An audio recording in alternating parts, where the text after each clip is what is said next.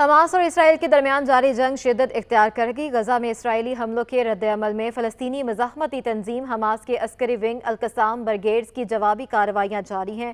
Hamas نے نئے سال 2024 کا آغاز اسرائیل پر 20 سے زائد راکٹ فائر کرکے کیا۔ میزائل فائر ہوتے ہی اسرائیل کے مختلف علاقوں میں سائرن بجنا شروع ہو گئے۔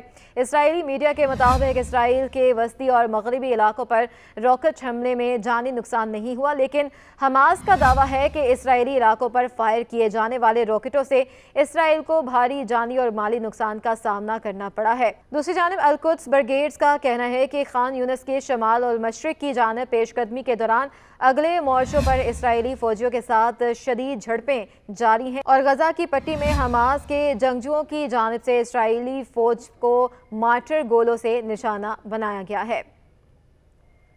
اسرائیل نے حماس کے مزاحمت کاروں کے ہاتھوں صہیونی فوج میجر اور کیپٹن سمیت 2 فوجیوں کی ہلاکت کی تصدیق کی ہے۔ غزہ میں اسرائیل کی جانب سے شروع کی گئی زمینی جنگ کے دوران اسرائیلی فوجیوں کی تعداد 172 ہو گئی ہے، جبکہ سینکڑوں اسرائیلی فوجی شدید زخمی بھی ہیں۔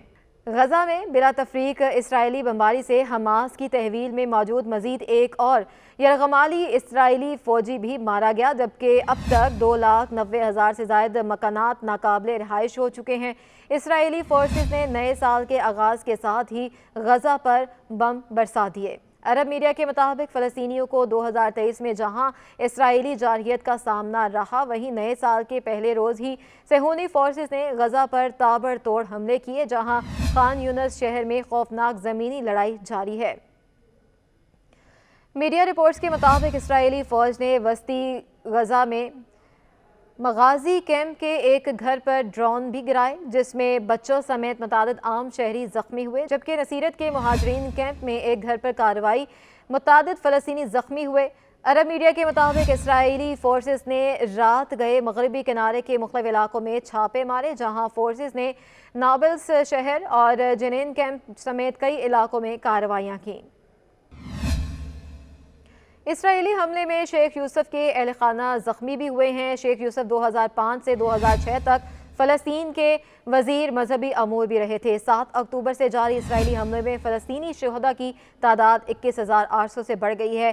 فلسطینی وزارت صحت کے مطابق اسرائیلی حملوں میں زخمیوں کی مجموعی تعداد 56,491 ہو گئی ہے۔